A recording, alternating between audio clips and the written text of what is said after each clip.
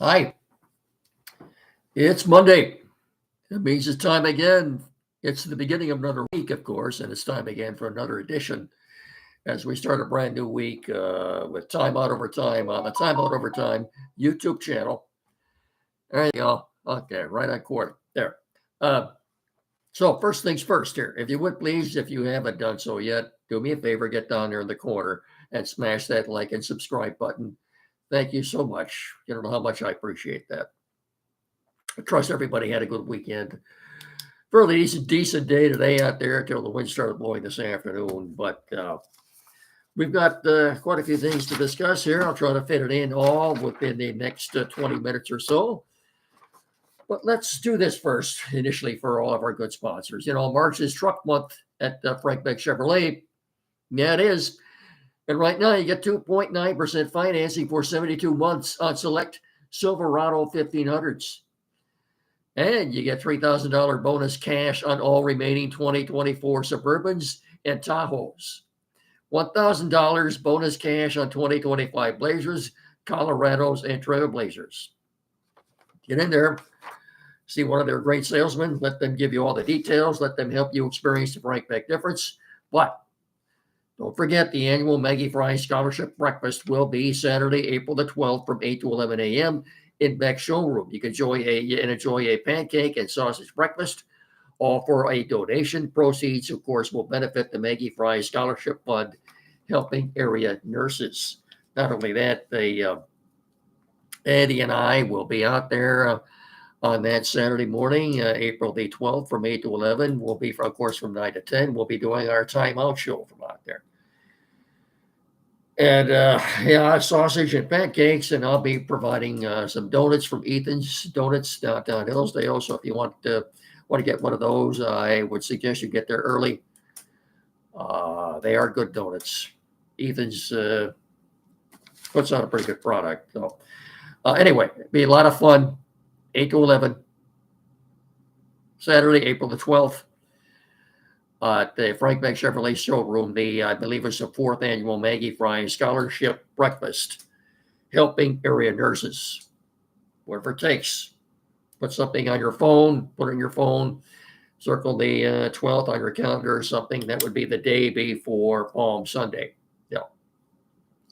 I'll see you out there. No excuses. Stop by and say hi to Andy and me, too, while you're out there. Have a great breakfast. That's all for a great cause, too. Like we said, helping area nurses. Chevy, together, let's drive. Chevy drives Southern Michigan.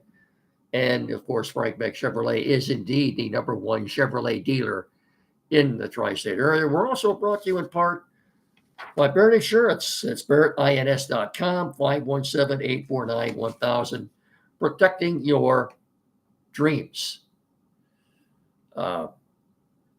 Anything at all. They're on the corner of US 12 and M99 in Jonesville.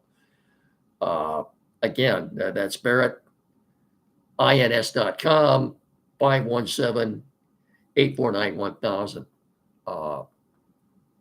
Barrett Insurance. Good people. Okay. What are we going to start with first? I suppose we should start with college hoops, because the next couple of weeks they'll be taking center stage.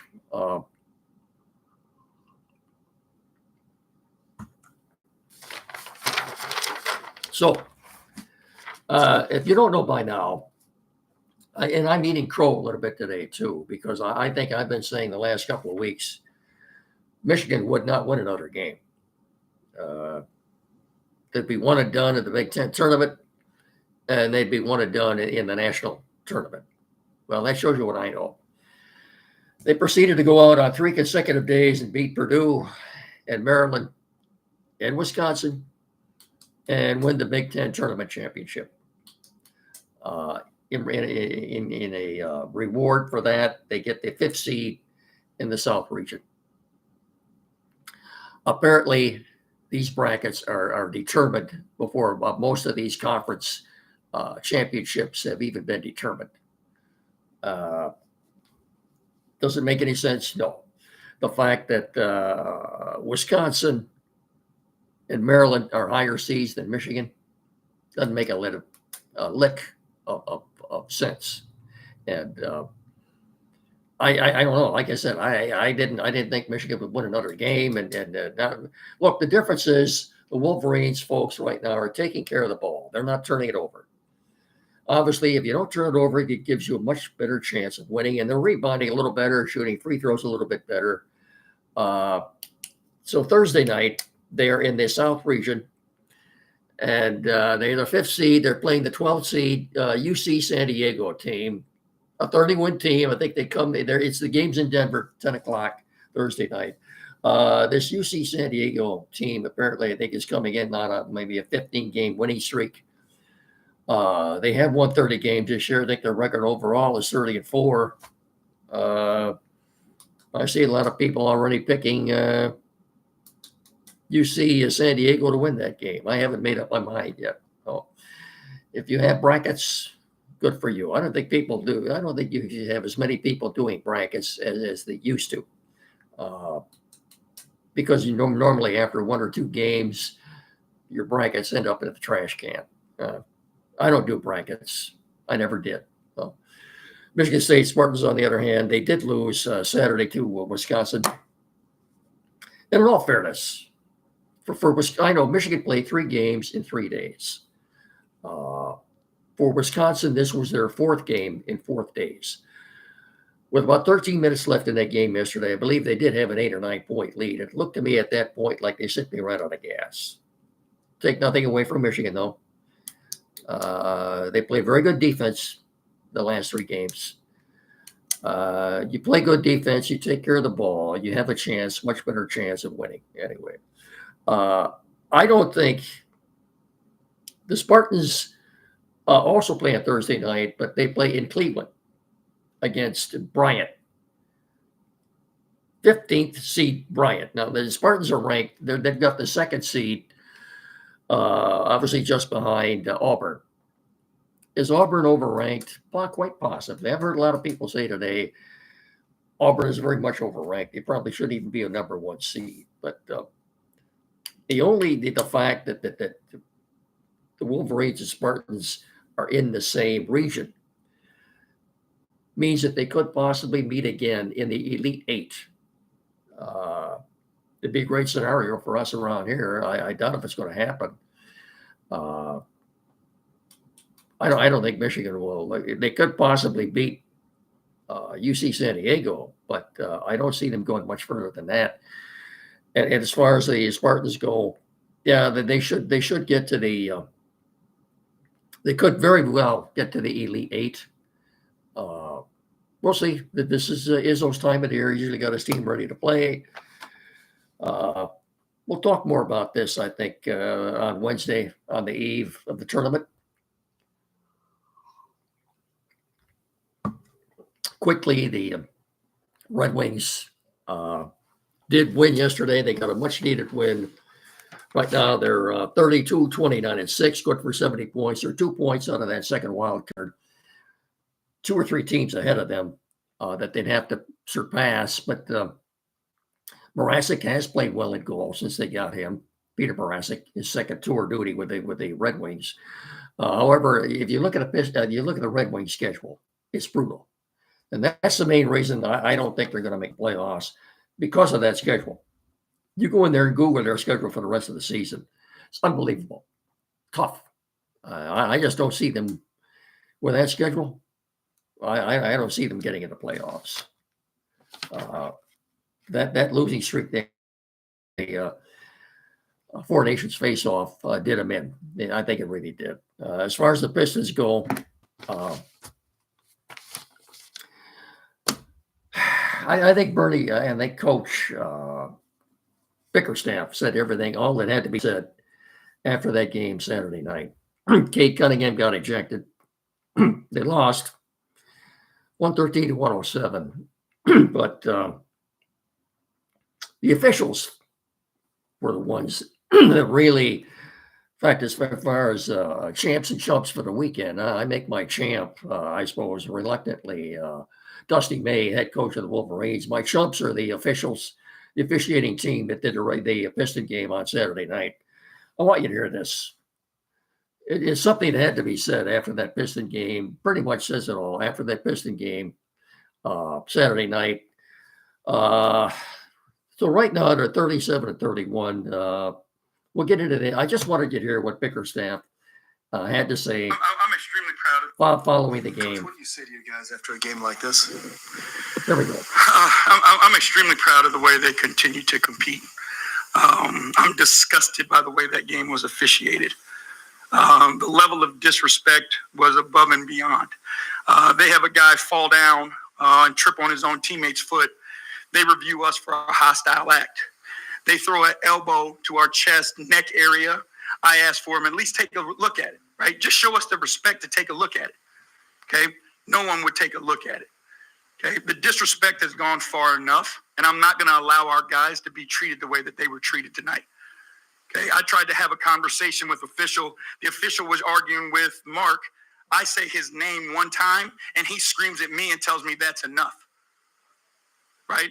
We understand that we play a style of ball that's physical. It's on the edge, right? I coach my ass off with a passionate way. I'm into the games. Our players are into the games. We understand that, right? But we deserve a level of respect because we're competing our tails off and bringing something positive to this league, right? We're growing young players. Our young players are competing their tail off. The least that they could do is get the same respect that everybody else in this league gets and get refereed the same way that everybody else in this league gets reffed. And enough is enough of it. And what you saw tonight was disgusting. It was a disgusting display of disrespect towards our guys and what we're trying to do.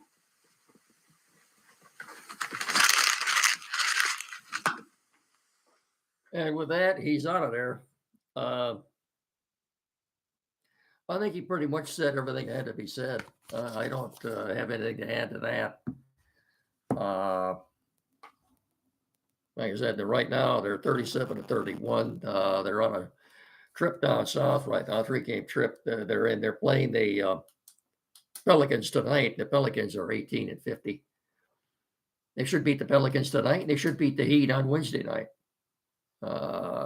Friday night they do play Dallas. I'll take a 2-1 road trip. Then they come back here for 3 games again to play the Pelicans and the Spurs and the Cavaliers. So I think the coach pretty much said everything had to be said, and that's why I'm making the officials who did that game Saturday night my chumps of the weekend. I think that's all we have to say about that.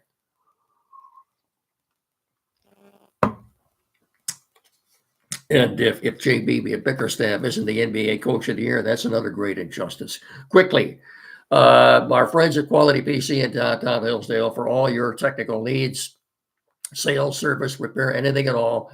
37 Walden Street. Tim Lindley, Lendley. He and his assistants in there have all the knowledge, technical savvy to take care of any issues you may have.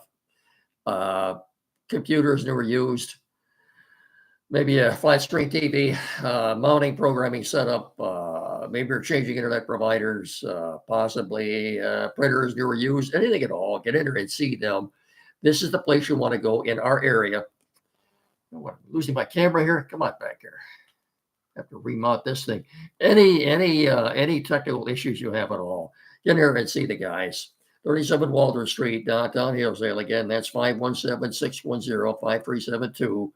Or better yet, get in there and see them at 37 Walden Street, directly across the street from Fat Jack's Automotive, a couple of 100 feet west of Howell. Please get in there and see them. And when you do, tell them me and Mickey sent you. Thank you very much. Tigers won today, 9-6. Reese Olson got his work in. He still has good stuff. Jace Jung has been sent to Toledo, where he will start the season. So you're probably looking at a 3-headed monster at third base of Baez and Andy Ibanez and Zach McKinstry. We know Parker Meadows is not starting the season. The longer that goes without that nerve waking up, the more concerning this thing is getting. It could be days, could be weeks, could be months. It doesn't sound good. Right now, too, it sounds almost like what they were talking today in the broadcast. Best case scenario for Matt Burley would be that he's back about Mother's Day, I think. So maybe he doesn't need rotator cuff surgery, and in that case, that's probably a good thing. If you didn't hear any of the game at all today, Spencer Torkelson started the game at right field. You could see a platoon out there with him and Kerry Carpenter, depending on who's pitching that day, a right-hander or left-hander. The Tigers will be breaking camp on Sunday. That's about the earliest that they've ever broken camp down there because they have to head to the West Coast. They've got 2 exhibition games in San Francisco next week prior to opening the season a week from Thursday at Dodger Stadium against the Dodgers. Justin Henry Malloy continues to have a great spring. Look, AJ Hicks, that a lot of these decisions that have to be made won't be made until they get to San Francisco. Now, I don't know if it's on the eve of the opener that they have to be down to the 26-man roster or not. Anyway, this will all play out. We'll talk more about this on Wednesday. If you don't know, haven't heard,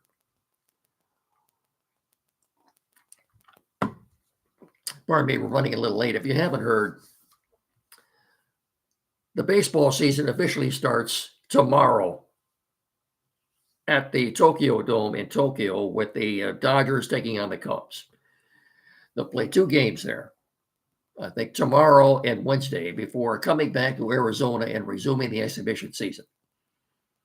I don't know what this is all about. They've done it before. We talked a little bit about this on Saturday. Ask the commissioner, Mr. Manfred, about this, okay? Mr. Rob Manfred. I don't know what this is all about, but it's got to be tough on the players and coaches and everybody else to do this. Travel on the other side of the world for two games that are going to count toward the regular season and then come back here and resume the exhibition season again. What a lame brain idea that is. But anyway, of course, the Dodgers,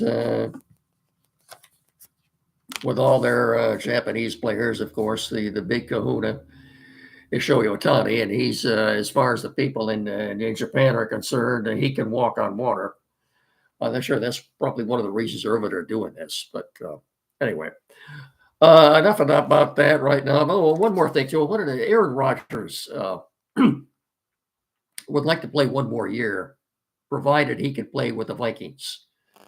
Otherwise, I think he's going to retire. Now, he's had offers from the Giants and the Steelers, but he's pretty much made it known if he can't play for the Vikings, he's going to call it a career. I suppose that's up to Kevin O'Connell and company to decide what they want to do. Of course, if he does end up with the Vikings, we probably won't see J.J. McCarthy for another year yet. That's up to the Vikings' decision they have to make. As far as the Lions go, we'll talk more about them on Wednesday. I was looking today, too, at after the first week of free agency, what the national perspective is, what they think of it, how ESPN and the other national pundits, after just the first 7 days of free agency, how the Lions look right now. Look, I think it's a fair question. The secondary was upgraded with the addition of DJ Reed. I don't think there's any question about that. As far as losing Kevin Zeitler, I don't think it's a fair question to ask right now. Are they as good as they are now when the season ended? I talked about this, I believe, on Friday. I think he knows who he's going to replace Kevin Zeitler with. They've got the 28th and the 60th pick. Those are their first 2 picks in the draft next month. And that's coming up. That's coming up on us very quickly, too. Next thing you know, they'll be in Green Bay. That's the Thursday after Easter, I believe. That's the 24th, April 24th, Thursday night. It's the first round of the draft in Green Bay. And I'm sure they'll either be taking an offensive lineman or a defensive lineman. I've seen a lot of mocks that have them taking Kenneth Grant from Michigan. If there's an edge there, they'll draft one. But I have complete confidence in Brad Holmes that he knows what he's going to do as far as the offensive line goes, and he's not obligated to tell anybody in the press. So I'm sorry for Matt Derry that he's not getting any sleep at night, worried about the Lions' offensive line, but I don't think Brad Holmes is. So we're going to let it go with that. I've talked enough for Monday. We'll talk to you all again on Wednesday. Don't forget, every Saturday morning from 9 to 10 here locally on WCSR 92.1 FM, Time On with Andy and Jed. And I'll talk to you all again on Wednesday. So until then, have a good couple of days. Have a good rest of your evening. Remember, please treat each other with respect. Thanks so much for watching and listening, and have a very pleasant evening. So long, everybody.